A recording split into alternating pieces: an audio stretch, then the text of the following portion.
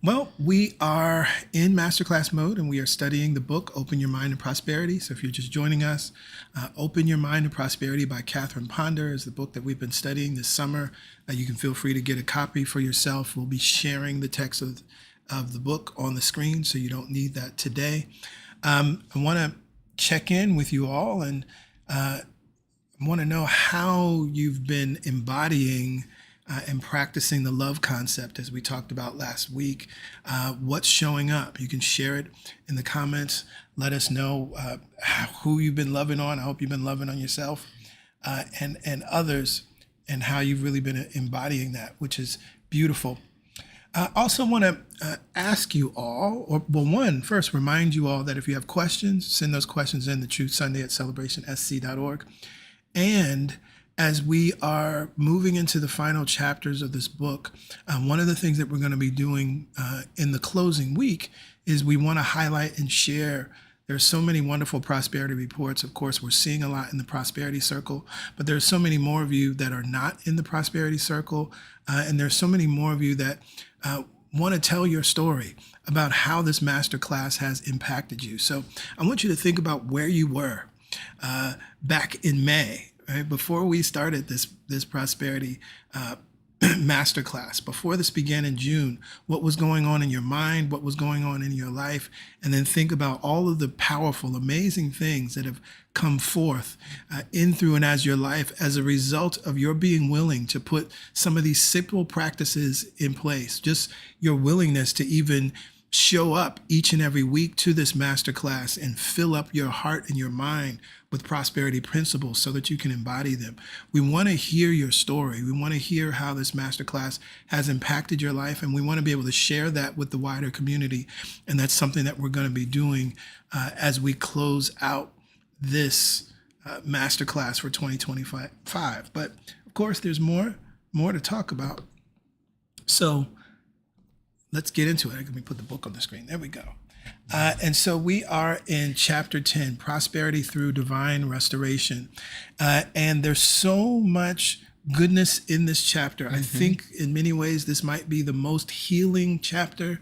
And, I think where a lot of what we've been studying, excites you and you get turned on because, this person manifested this money and, I can attract a lover and this, that, and the other. And that's beautiful and wonderful. I think this chapter right here is one that really hits the heart, and it's one that can transform some things for you in a way that you had not considered when you entered the conversation about prosperity. It's the chapter that makes all the other chapters possible. Yeah. Real talk. So we don't want to tease you anymore about that, but it is. Mm-hmm. It's the reason why all those other chapters work. Yeah. And so we're going to use this week and next week to really move through this chapter because we want you to get all of this. Mm-hmm. And we want to be able to offer some insight and support around all of this.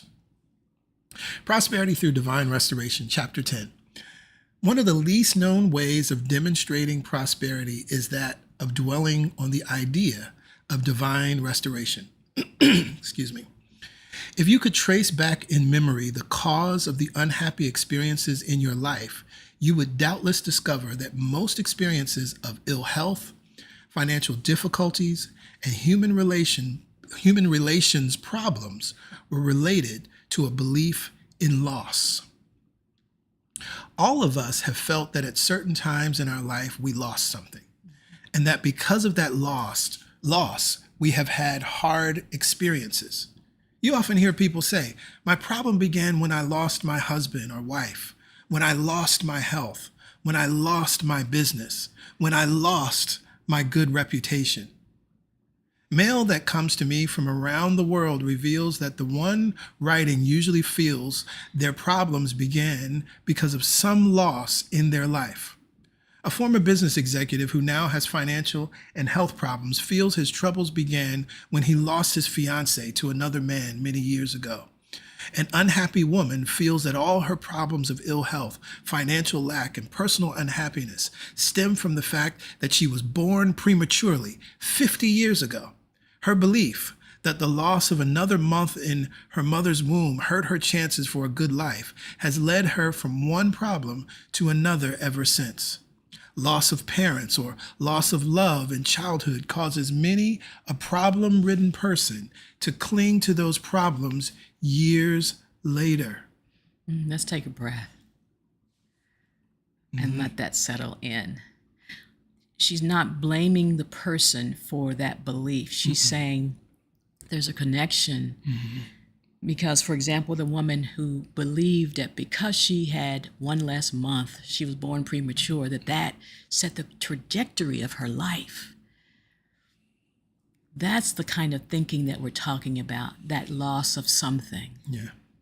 And it's the belief in loss. Yes. It's not the act of the loss. Yeah. See, that's the thing. It's like, I'm reminded of Dr. Gabor Esmate when he talks about trauma.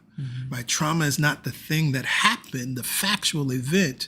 It's what we believe about ourselves as a result of what happened, what we believe about our world, what we believe we deserve or are worthy of because of, or not worthy of because of what happened.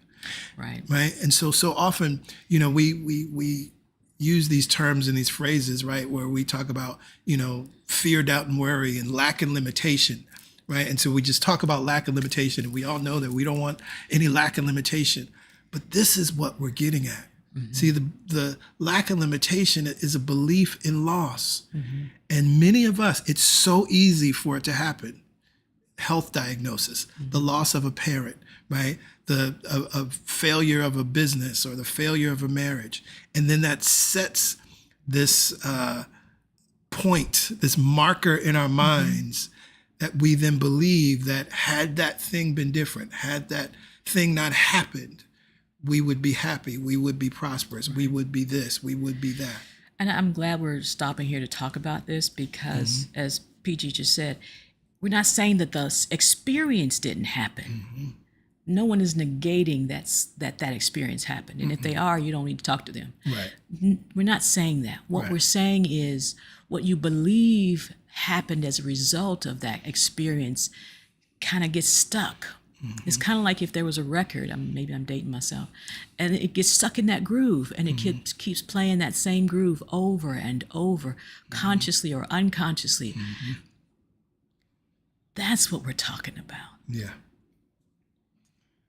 The thought of loss, lodged in the conscious and subconscious phases of the mind, causes many, perhaps most, of life's difficulties. So there's the metaphysics of it. The thought of loss, not the event of loss. And this is where metaphysics is so beneficial to the world, right? This is where New Thought Principles is so beneficial to the world. The thought that we have about the event is what then creates the next experience and on and on and on in our lives. But we can always change that thought, and then we can change the experience. And that thought is lodged consciously and subconsciously. So you might be hearing this now, and consciously you're like, oh no, I don't think that had anything to do with any unwanted experiences. But you may have a subconscious program that's running the show. And so this is an opportunity to bring awareness to it, loving awareness, so that we can heal it and set ourselves free. I'm so glad that we said loving awareness. This is not about beating ourselves up. Right? I mean, there are those people in New Thought that when you discover a thought, they use it from a judgmental place. Like, oh, you shouldn't have thought that. That's not what this is about. You have the power to choose whatever thought once you become aware and you bring compassionate consistency to changing it. That's what we're talking about. That's the empowering position. Yeah, yeah. It's amazing how literally the thought of loss manifests itself in the little as well as the big experiences of life. I once knew a school teacher who was constantly losing things: items of clothing, personal effects, car and house keys, school books from which she taught, etc. She often said, "Everything has gone wrong in my life since I lost my husband." I've heard people say that, right, after the transition of a loved one. Right? And out of their mouths, they've affirmed this belief that everything is gone wrong. People, joke about it now, and it's not helpful. Things ain't been right since Prince died, right? Everything's ain't been right since Kobe died, right? Right. We all get the joke, but that belief is perpetuating something that we don't want. Right. And the subconscious mind can't determine or decide, excuse me, the validity or the humor behind the thought. It just takes the thought and creates from the thought. And if you keep the thought going long enough, it just keeps creating and creating and creating. Right. And so again, no judgment. This information should empower you because now you have a reason why. Yep. Years previously, her husband had divorced her, leaving her with small children to rear alone. This she had done successfully, but in the process, she had lost her health. Conversation with her quickly revealed that she still suffered the thought of severe loss, that she had never forgiven her husband for leaving her with children to rear alone. This thought of loss had reflected itself as loss of health, as lack of any attempt to establish a happy life in another marriage, and as the almost daily loss of various items in her workaday world. When she learned how to invoke the decree of divine restoration, she was gradually able to rid her mind of the belief in loss. She regained her health, moved to another part of the country, and began a new life, free from the daily agitation of losing household and personal items.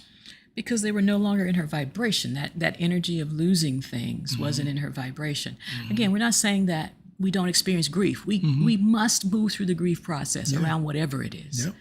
But it's also the awareness that as you're doing that, you're not solidifying the feeling tone of loss forever. Exactly. And if your mind is asking, well, how? Well, how? We're going to get there. We're going to get there. Anyway. A professional woman had lost her husband through death. From that time on, she frequently got lost when driving her car. Road maps and instructions did not seem to help. One day she realized that she was losing her way on the highway because she still harbored the thought of loss emotionally. As she began calling on the law of divine restoration, she felt led to make a wheel of fortune, see chapter 4, for the way of life she truly desired, rather than continuing to dwell on past losses. The act opened the way to new work in a new location, which in turn led to a happy new life for her. Incidentally, the decree, "There is no loss in spirit," the original article or its divine equivalent now manifests, is a fine affirmation, which countless people have used for lost items with good results.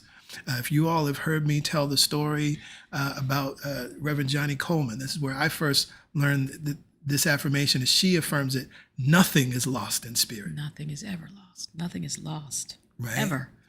Ever. Right? Not money, not houses, not lovers, not clothes, nothing. Right? And she gave that affirmation to a little girl who had lost an item of clothing, and ultimately she was able to get that back. Nothing is lost in spirit. Right? There is no loss in spirit. The original article or its divine equivalent now manifests. Write that down. If you didn't already write it down, take notes. This should be in your top 5. This should be in your top 5 right. from the book. And this is something you're going to want to draw on for the remainder of your time here on planet Earth. And if you think about it, I'm going to use myself as an example here. If I stayed in the energy of ill health, no matter where my health is and it's in between or fully restored, if I keep this momentum, nothing is ever lost. The time that I've spent in ill health wasn't a loss. The time, the money, the resources, whatever it was, wasn't a loss, because the health as an equivalent, divine health, has to be given to me. So I'm using myself as an example because I've been very vocal about my own health journey on purpose. So that you see it can apply to anything. Your health isn't lost. Yes, you might have to do things differently or rely on medication or whatever it is to help you get into alignment with perfect health for you. But that time, don't beat yourself up about it. Right. Love yourself and know that you're here and that this flow of divine equivalent is happening. Yeah. And there's more related to that in the chapter. Yes, it's coming. A merchant who had lost a family ring of great sentimental value found it 2 years later at his sister-in-law's house after using this decree. A schoolboy found his lost wallet with his dollar bill in it a year after he had lost it on a rainy day in the mud near his school. Both he and his mother had affirmed for a year that there was no loss in spirit and that the wallet or its equivalent would be returned to him. Now, I love that too, or its equivalent. Mm-hmm. See, sometimes that's where we get hung up, right? Because we're like, it has to look this way, it has to happen this way. Mm-hmm. And actually, it could be, the equivalent could be something better. Mm-hmm. The word loss means destruction. This is powerful teaching right here. The word loss literally means destruction. If you go to Webster's, that's the very first definition, destruction and ruin. That's the definition of loss. So think about it now. When you affirm loss, when you affirm, I lost this, I lost that, or, right, you're affirming destruction and ruin, right? So here's another, just a nudge to maybe think about relanguaging those things, right? The word loss literally means destruction, and the thought of loss held in the mind is certainly a destructive one. If you cling to the thought of loss, it will ruin your health, take away your prosperity, and destroy your peace of mind as well as personal happiness. This is also important, metaphysics. The thought in mind takes away, not God. Yes, I was going to say that. The thought in mind takes away, not the devil. The thought in mind takes away, not some demon. The thought in mind takes away, not some other trickster God, right? It is done unto us according to our beliefs. And that's why the idea from Byron Katie, when I believe my thoughts, I suffer. And if the thought that I'm believing is around loss, it causes great suffering. And there's no need, and it ain't God doing it. Mm-hmm. Mm-hmm. Mm-hmm. If you have problems of long standing which your prayers have not resolved, check to see if you are not holding to the destructive thought of loss. Here's another wonderful thing, right? I hope you've gotten this throughout this text. One of the things that's important as you're walking this path and as you're using these principles, right? It's not like, oh, everything is magic and it just works. A metaphysician is a scientist, right? Yes. And so a scientist has a theory or a hypothesis and tries to work it out, or has been told that something could happen in a certain way. And so they try to do it and figure out what's the combination that works. And can it work a different way or can it work another way? Well, does it work? Under all circumstances. Right. Yeah. Under these temperatures, right. Under these conditions. So it's absolutely normal. You can be a prosperous person, a metaphysician, and manifested and demonstrated all kind of wonderful things. That you can be in a place where you have a problem of long standing and prayers and other things have not been working. Check in. Am I holding on to any destructive thoughts of loss? Right? This is a way to open up your awareness so that then you can use any number of other tools to shift and change that thought because you know how to do that, right? It releases all of the self-judgment and the self-doubt in that way. Yeah. Now that you can create a direct cause and effect relationship, now that you can test these things and find out what's working and what's not. You are probably relating those problems to a time in your experience when you seem to lose something or someone. You have probably been blaming that thing or person you feel you lost as the cause of all of your problems. Since you have held to the thought of loss, you have also held to the problem it caused. So the thought of loss has continued to haunt you, bringing increased destruction and apparent loss into your life. And when she says you held on to the problem it caused, one of the things about, PY alluded to this, the way the mind works, there's only now in the realm of mind. So if you're consciously or unconsciously still holding on to a past loss and that tape is still playing, then you must experience the fruit of that. You must experience something that reflects that reality over and over and over and over and over again, because there's only now in the mind. This is why we're very deliberate and stand at guard at the gateway of our minds in the now with thoughts that are beneficial, that are loving, that are affirming of that which we desire to experience in the world. And that's also actually good news, because no matter what you've thought in the past, this is your now moment to think differently, to choose again, as the Course in Miracles says beautifully. Yeah. The moment you become aware, I'm aware in this moment that I want to choose a new thought. I choose it now. It sets the tone. It creates the vibration from this point forward. Right. And the only way the old energy comes back is if you think the old thought now. It's simplistic in the I be here now, but it's real because that's how it works. Right. And so then you do use everything from part 1 of this book to reinforce, to support you in continuing to choose what it is that you want to be, do, and have, that you want to think, and that you want to implant in your subconscious mind now. And we're not so vigilant that we beat ourselves up, that we're like, oh, what did I just think? What did I get that. And I remember that phase. What we realize is it's the collective. Where was your vibration? Where has it been? Now I get to choose where to set it from this point. Yep. And every time I become aware, I become compassionately aware. Yeah. A powerful way to overcome the thought of loss and its consequences is to remind yourself of this great truth. There is no loss in spirit. You cannot lose your good. When it seems you have lost your good, it is because your good has changed form. There's another principle, y'all. See, again, we use these statements because our last sermon series on the law of abundance, I said to y'all, I think that the sermon was, there's always something, right? That something can never become nothing, and nothing can ever become something. The beauty of life is that there's always something. In other words, many times when we think we have lost something or we're experiencing loss, it has just changed form, because there's always something. Nothing can only bring nothing. So if there was a thing that existed, it just changed and transformed. This is why it's not just, being spiritual to say someone transitioned, right? When someone leaves their earthly body, it's literally true. They've changed form. That's all. And when we can understand that, then that gives us the opportunity, as you've heard us talk about many times when it comes to transitions, and anyone, if you're moving and dealing with the transition of a loved one, go to our YouTube playlist, look for the series Life After Life, because we talk a lot about this there. You have the opportunity to enter into a new relationship with your loved one in their new form.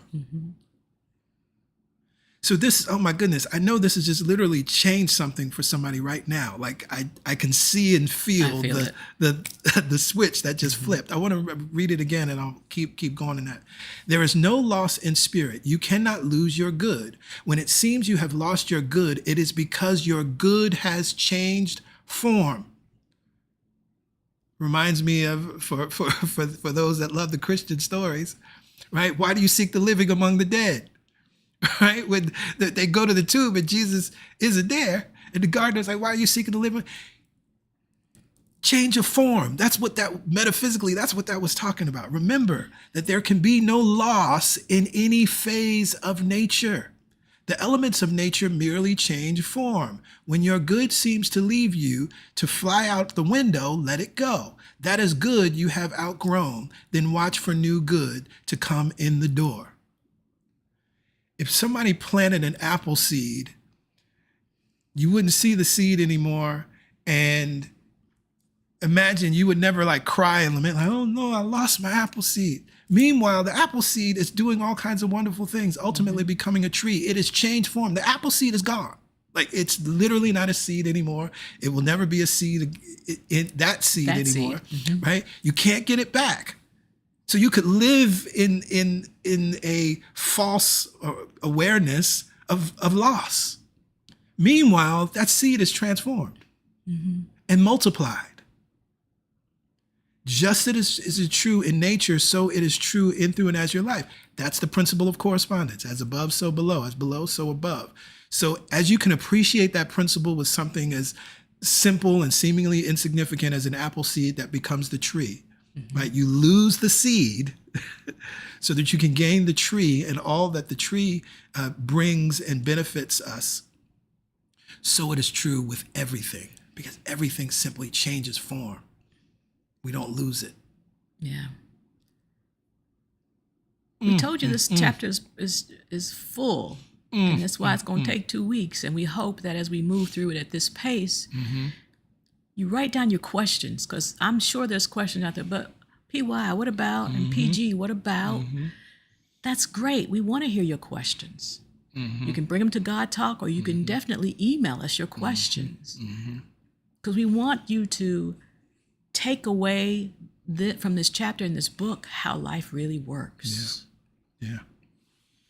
If a flower is cut from a rose bush, you do not say, there will be no more roses. Instead, you know the bush will grow and roses will bloom again because the roots have not been destroyed. God gives the increase. The word restore means to make beautiful again. I love this for so many reasons. Personal reasons, core philosophy reasons. Just, I love it. I'm affirming this right now for the United States of America. There is no loss in spirit. Let's make America beautiful again. And through the right attitude about periods of loss, you can restore or make your life beautiful again. For this purpose, use often these prayers. There is no loss in spirit. I cannot lose my good. I have not lost my good, though I may have outgrown certain phases of it. My good has simply changed form. I now welcome my new good, which comes to me in God's wise and perfect ways. My good is now divinely restored. My life is made beautiful again. Powerful. Because you see in this affirmation, she's not denying that there's that sense that something's not there. She's also saying, but I really didn't lose. Something else is on its way. Something, because nature abhors a vacuum. I can't have that empty space. Something fills it. I have not lost my good. Right. And for those of you dealing with the transition of someone, right, though, my loved one may have transitioned or changed form, my good, you might want to skip that line about outgrown certain phases. You didn't outgrow the person in your life, right? But they have transformed, they have transitioned, they have changed form, and I now welcome my new good. And in the form of the new good, I mean, I think for myself, my grandmother Louise, I loved her. She transitioned when I was 16. And for a long time, I carried the weight of her not physically being here. But our relationship has changed in that I always feel her. I'm always led by her. And if I need to see her, she comes to me in dreams. So the way we relate is deeper than it was when she was in physical form. And if I'm honest, a lot of what the 16-year-old held on to was how she died. Not how she lived. It was seeing the pain of her death and being there to witness it and not being able to do anything about it that caused me to suffer for years and years and years. But it was when I gave that idea of loss up that it began to make sense, that I could know her in her new form and she could know me from the highest form. She could support me, encourage me, and remind me of who I am from where she is. Decree of fulfillment blots out loss.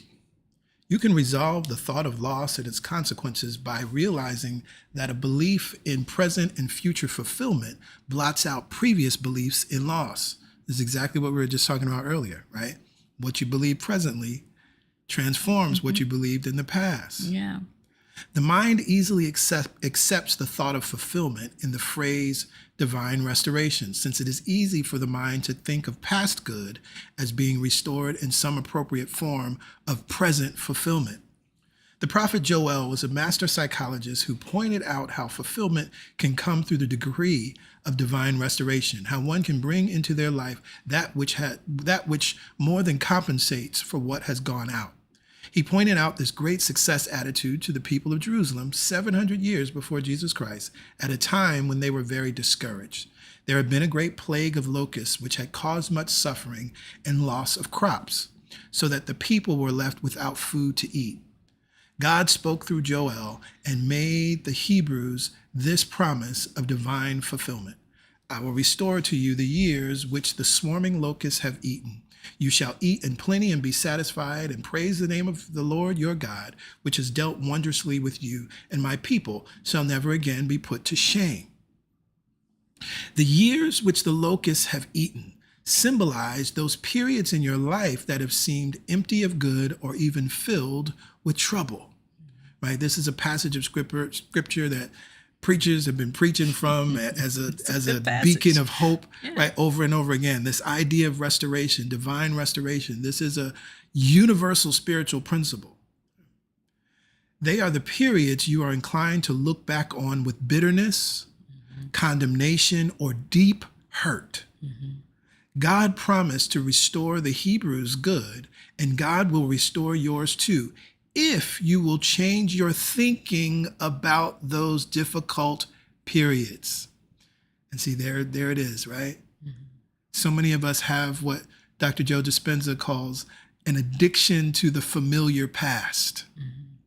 This is what keeps us operating in unforgiveness, right? Forgiveness is not for the victimizer, right? Forgiveness is not for that person who committed some wrong. Forgiveness is the thing that supports us in changing our thinking about the difficult period. Because if we do not change our thinking about the difficult period, we hold ourselves hostage to that period, and we are living it over and over and over again. Different actors, different bodies, different people show up. But if you're honest with yourself, and we both have seen this in doing one-on-one coaching, where we can work with someone and you can see that they're literally living the same story, but they don't realize it, right? Because they're just different people, different bodies. It happened at work this time. Well, it was in my family this time. Oh, well, it was with my lover this time. Right. Oh, well, it was on the bus that time. Right. Well, it was on the airplane this time. So they seem to be different. Right. And it's not showing up to punish you. It's showing up to provide an opportunity to do it differently now, to release whatever this sense of hurt is. We do. We see it all the time. And because you release the hurt doesn't mean you justify the behavior. Right. We're not doing that. We're not doing that. We're giving ourselves the opportunity to be free. Hello. Those periods of apparent loss of good can be restored to you with accrued interest when you begin to believe they can. Write the word gain over all the pages of your life. That's powerful. Think back on those painful periods and say to yourself, that was not loss. That was actually an experience of gain. I gained something good from that experience because I learned something from it. I grew through it. And so I pronounce it growth. I pronounce it gain. How to heal the unhappiness of the past. Like the people of Joel's time, you probably think you have years that the locusts have eaten. For you may have had years when you had no joy in living, no happiness, no peace. You may have had years of which you are ashamed. Most of us have. Probably all of us have, if we want to be honest. Yeah. Those are years you would like to forget or run away from. But you cannot forget them until you first restore them to their rightful place in your own thoughts and feelings. They cannot be shut out. They must be mentally and emotionally restored. Absolutely. That is why they stay with you and why you cannot forget them.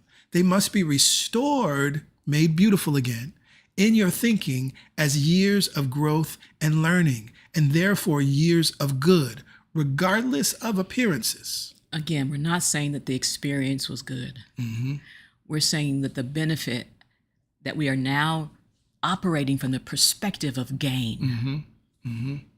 In one sense, the past cannot be changed, which is true, factually, right? Can't be changed. But mentally and emotionally, the past can be lifted up and recognized as a time when you were growing into greater understanding and wisdom, a time that opened the way for you to experience greater good. right? This is true. The trauma that we've experienced, the event itself cannot be changed. But mentally and emotionally, what we think and feel about it and what we carry with us can be lifted up. And ultimately, it must be. It must be. Lifted up, right? And this is a word that we could speak this word from so many different perspectives. To my LGBTQ plus family, we could speak this word to all Black and brown souls, right? We could speak this word to women, right? We can speak this word to marginalized communities around the planet, right? The past, the factual events cannot be changed. But what we're thinking and what we're feeling about it must be lifted up. Right.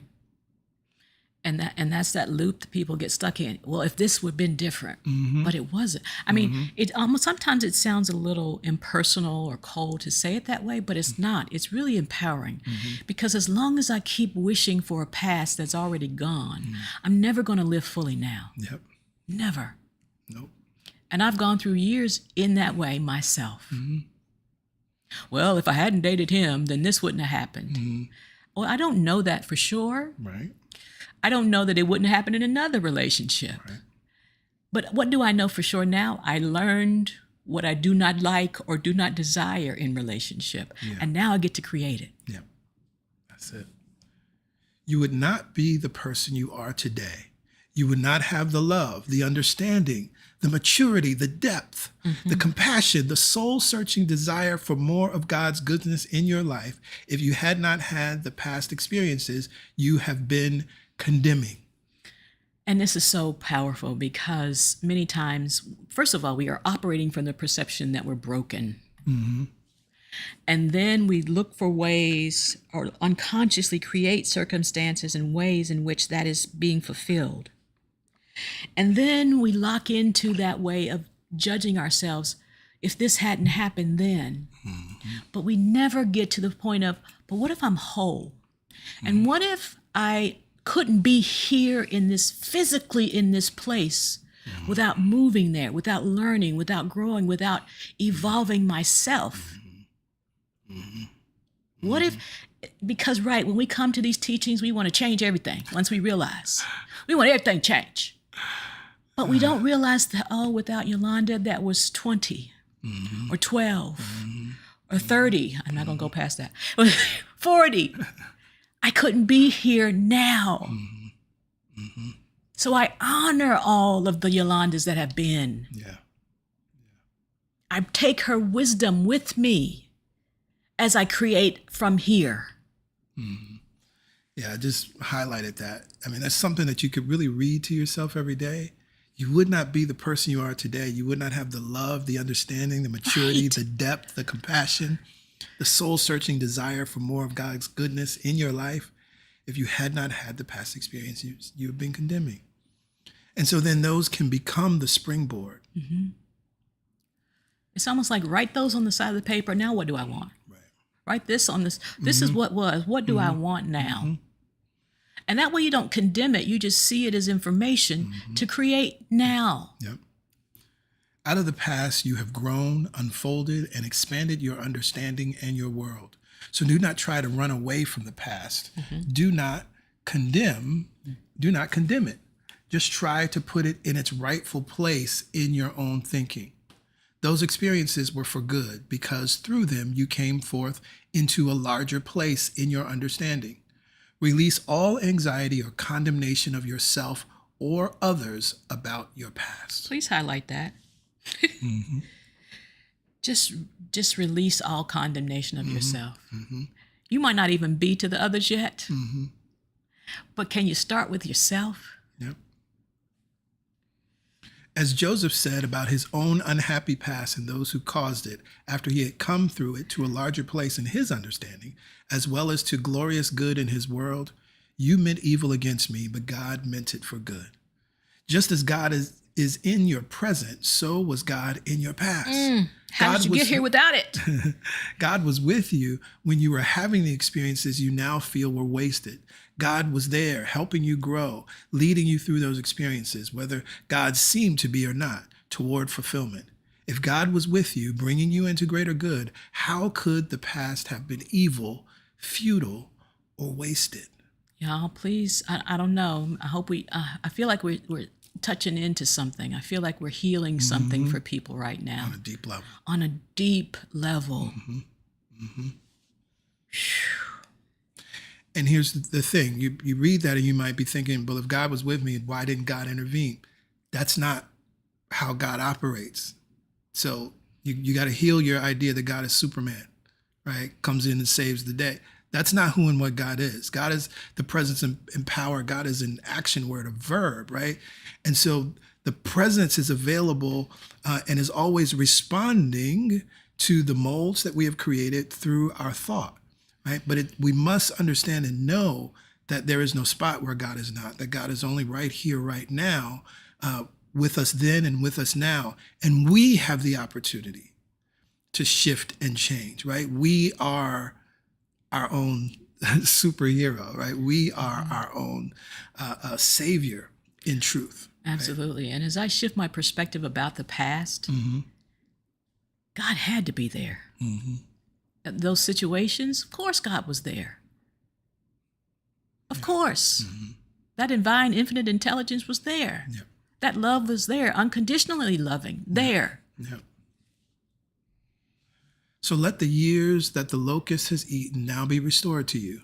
They were the way your soul took to reach your present level of understanding as a child of God. And we might end on this next section here. A period of gain, not loss. According to the Metaphysical Bible Dictionary, Joel symbolizes an attitude or feeling of dominion. Just a note here on the student level, the Metaphysical Bible Dictionary. This was written by Charles Fillmore. Something that's available. You can find on Amazon, anywhere that you buy your spiritual text. It's a wonderful text to have, particularly if you're reading the Bible and you want to understand some symbolism from a metaphysical lens, right? That text is wonderful. Joel symbolizes an attitude or feeling of dominion. Through his promise of restoration to the people of Jerusalem, Joel was trying to help them gain a feeling of dominion over their desolate circumstances, right? This also reminds me of the ancient philosopher Epictetus, who, if you don't know his story, was born, he was enslaved, and was able to move through that experience differently than others. And he was asked, what is it? What are you doing? And he began to talk about the fact that he recognized that while I may not be able to change the circumstances of my experience, I can change what I think, and I have control, dominion over what I think about who I am and what's going on. He ultimately was able to free himself and became a philosopher teaching these principles, right? So this is ancient, right? This is ancient wisdom, right? So again, this idea, he was trying to help them gain a feeling of dominion over their desolate circumstances. He knew that when a person feels in control of desolate circumstances, they are then able to gain the blessing from them so that they no longer control them. And that's the goal. That's really the goal of life. In some ways, the goal of this new thought path. Because there will be desolate circumstances. There will be unwanted circumstances. There will be challenging circumstances. There will be fools in the White House. Right? There's stuff that's going to happen. And who or what are we giving power to in our own minds? Absolutely. Right. One of the things Prince said many, many years ago, when he was given an award for his early work in the internet and being very innovative. And he was like, the mind is the last frontier. And like, that's where folks are trying to place the control now, right? And so it's important that your thinking, you are able to control what you think about circumstances so that you're not giving up your power to anything external to you. Absolutely. And from that place of power, then you can make choices. Yeah, there you go. with a clear mind. You don't have what I call this fear filter just over top of everything you see. It's almost like this haze or whatever, one of these filters that we put on our pictures. It begins to just be laid over top of everything you see and how you perceive it and how you talk about it. But when you remove it, then everything looks clear, and then you can make choices. See what's really going on. Those desolate years can be restored when you also begin to realize the great truth pointed out by Emerson in his essay Compensation, where he states that for everything you lose, you gain something. Remembering this, you can invoke the law of divine restoration. Stop dwelling on apparent losses in your life and start looking for the growth and gain that came through them. For every loss, there has been a gain. So drop the loss and take the gain. Right? Again, this is wisdom that you've heard from many different places and circumstances, that you have the opportunity to look at the same situation one of two ways. One is beneficial and one is destructive. When the thought of apparent loss seems to haunt you, instead of accepting it as loss, say to yourself, this was not loss. This was gain. I now drop the loss and take the gain. Another way to restore the years the locusts help themselves to is by reminding yourself that God can give so much to the present moment that it seems even to fill the emptiness of the past. This is a wonderful form of divine restoration. A housewife and mother once proved this to her own satisfaction when she received a letter from her estranged father, whom she had not seen in years. He asked to visit her and meet her husband and children. There had been much bitterness between her mother and father when she was a child, which had resulted in their divorce. Upon hearing from her father again, all the bitterness of the past welled up within her. Of course. Sounds familiar, yes? Yeah. But as she prayed for guidance, she got a feeling of peace about having him come for a visit. She decided it was perhaps by divine appointment that he desired to do so. When her father arrived, he proved to be the best house guest she had ever had.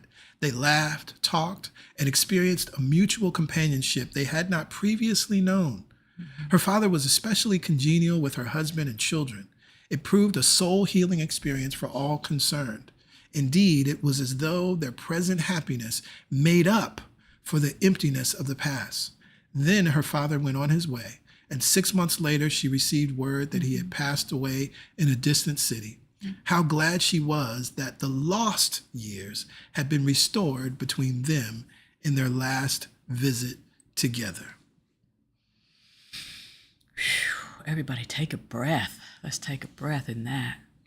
Yes, so yes, much yes. goodness, so much healing today. We can feel it.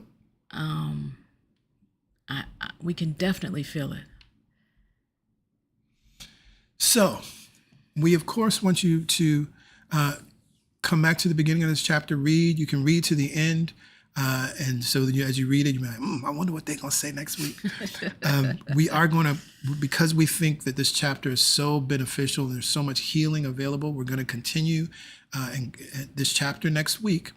If you have questions, send the questions in, the Truth Sunday at celebrationsc.org, because there is the opportunity for you to tap into divine restoration, right? Heal your heart, heal your mind, heal your past, collapse time, and experience prosperity in your life right here and now.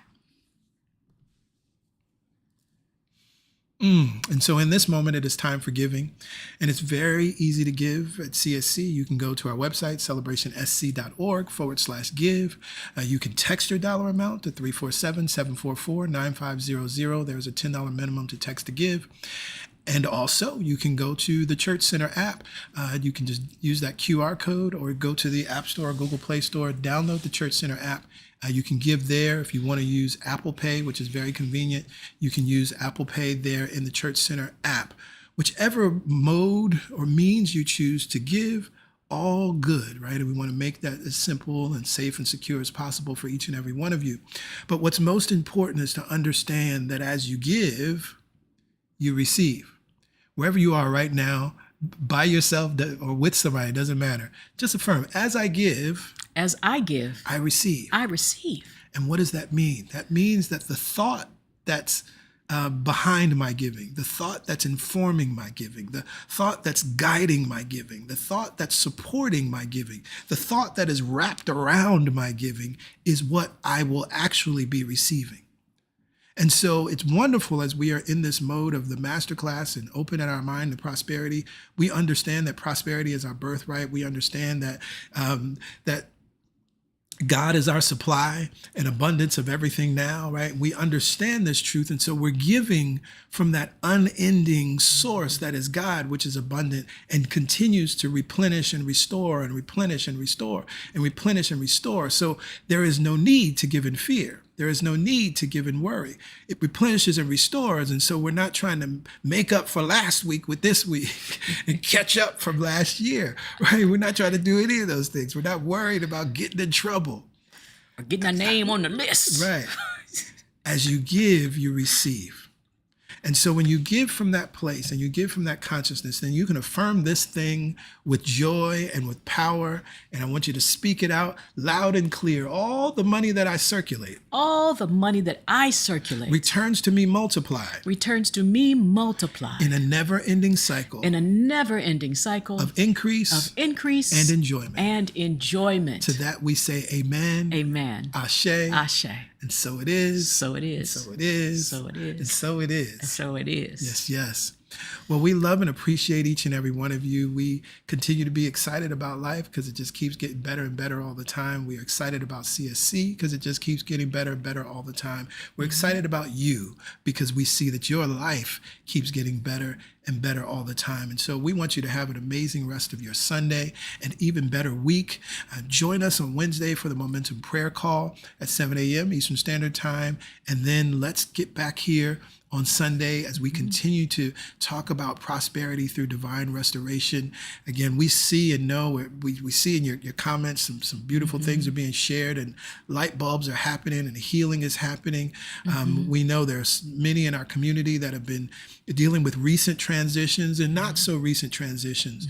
And so this is doing something powerful on a molecular chemical level that is moving you into an experience of wholeness. So live in that wholeness, live in that awareness, reinforce it. Yeah. Yes, live in it now. Yeah. Because it's here now. It's here because now. You're whole now. Absolutely. All right. So y'all have a good day and we'll see you soon. Bye for now. Bye for now.